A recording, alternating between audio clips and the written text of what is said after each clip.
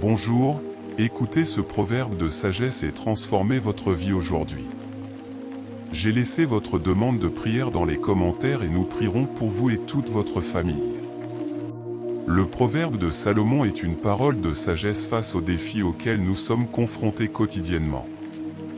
Écoutez attentivement ce proverbe et à la fin, je dirai une prière et vous aurez la paix dans votre cœur, votre esprit et votre âme. La sagesse est l'une des plus grandes vertus que nous puissions rechercher dans nos vies. Ce n'est pas seulement l'accumulation de connaissances, mais aussi la capacité d'appliquer ces connaissances de manière juste et équilibrée.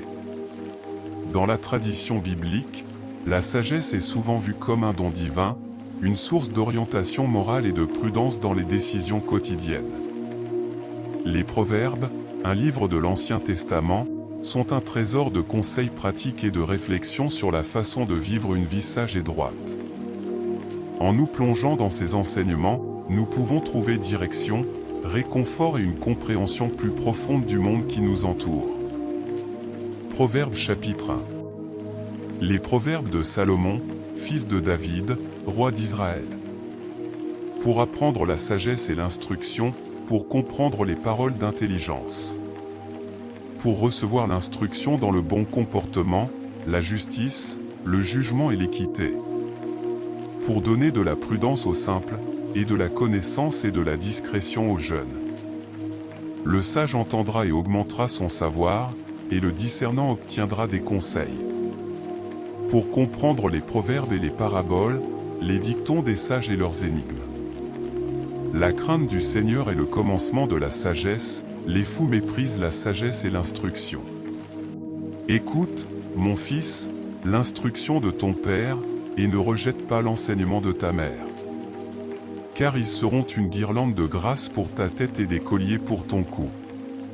Mon fils, si les pécheurs t'attirent, ne consens pas. S'ils disent, viens avec nous, tendons une embuscade pour verser du sang, tendons un piège à l'innocent sans raison.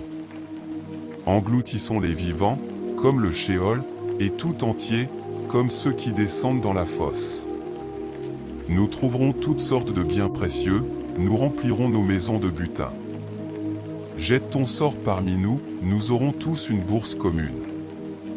Mon fils, ne marche pas dans leur chemin, éloigne ton pied de leur sentier. Car leurs pieds courent vers le mal, et ils se hâtent de répandre le sang.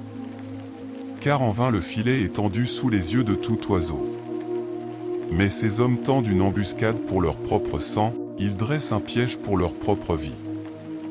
Telles sont les voies de tous ceux qui sont avides de gains injustes, cela enlève la vie de ceux qui le possèdent.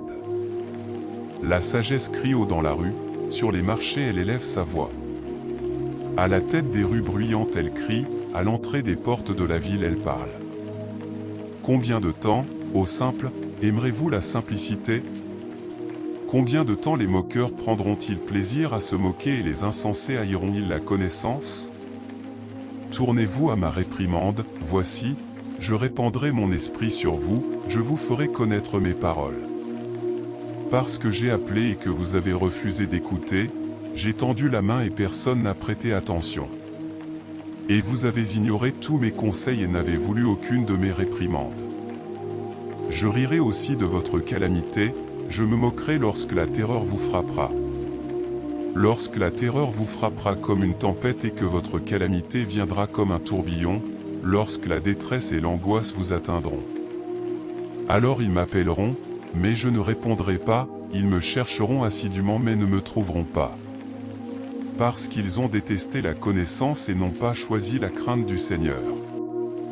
N'ont voulu aucun de mes conseils et ont méprisé toutes mes réprimandes. Ils mangeront donc le fruit de leur voix, et se rassasieront de leurs propres intrigues. Car maintenant, au son de cette pluie, méditez sur cette prière que vous venez de dire.